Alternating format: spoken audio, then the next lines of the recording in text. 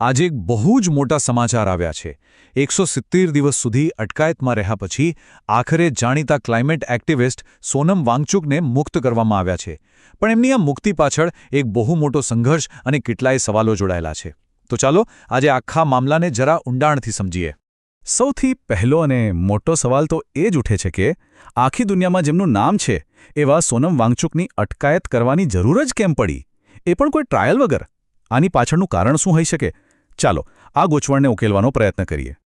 તો આખી વાર્તા જેમના ફરતે ફરે છે એ સોનમ વાંગચુક છે કોણ ચાલો સૌથી પહેલા એમને જરા નજીકથી ઓળખીએ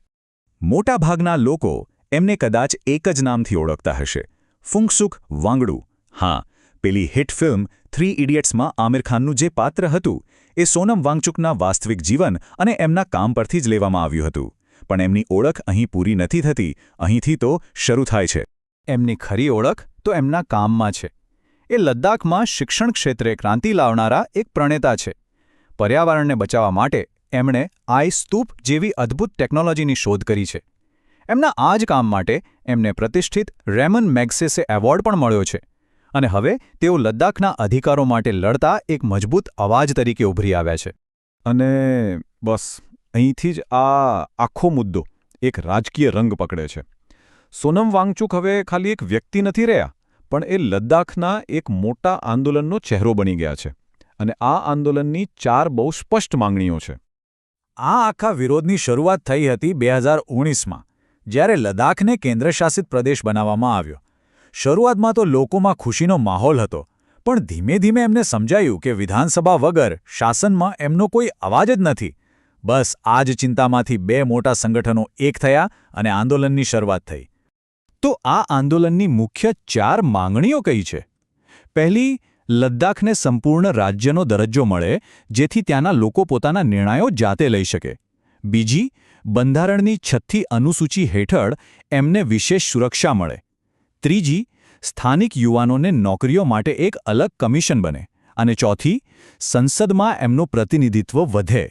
આ 6ઠ્ઠી અનુસૂચિની માંગ પર આટલો બધો ભાર કેમ મૂકવામાં આવી રહ્યો છે કારણ એકદમ સ્પષ્ટ છે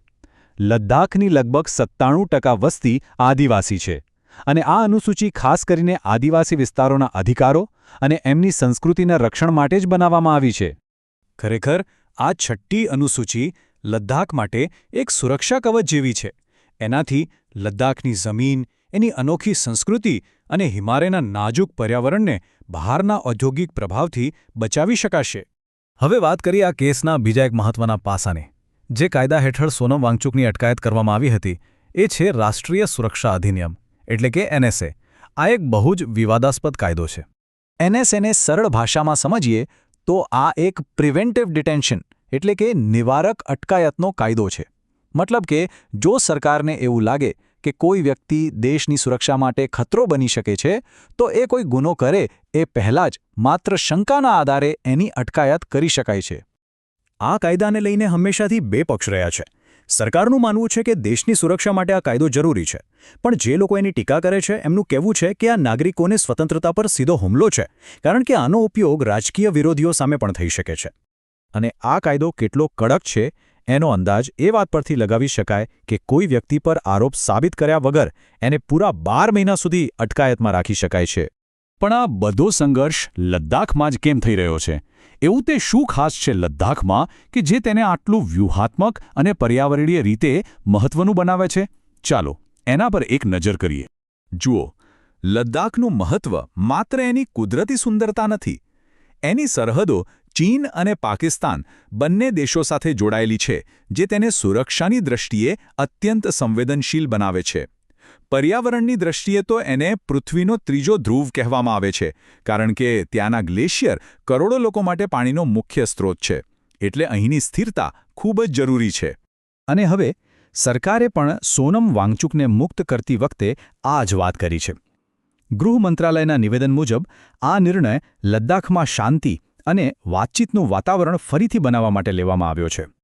તો હવે સૌથી મોટો સવાલ એ જ છે કે શું સોનમ વાંગચુકની મુક્તિ ખરેખર લદ્દાખની સમસ્યાના ઉકેલની શરૂઆત છે શું હવે વાતચીતથી કોઈ રસ્તો નીકળશે કે પછી આ તોફાન પહેલાંની શાંતિ છે લદ્દાખનું ભવિષ્ય શું હશે એ તો આવનારો સમય જ બતાવશે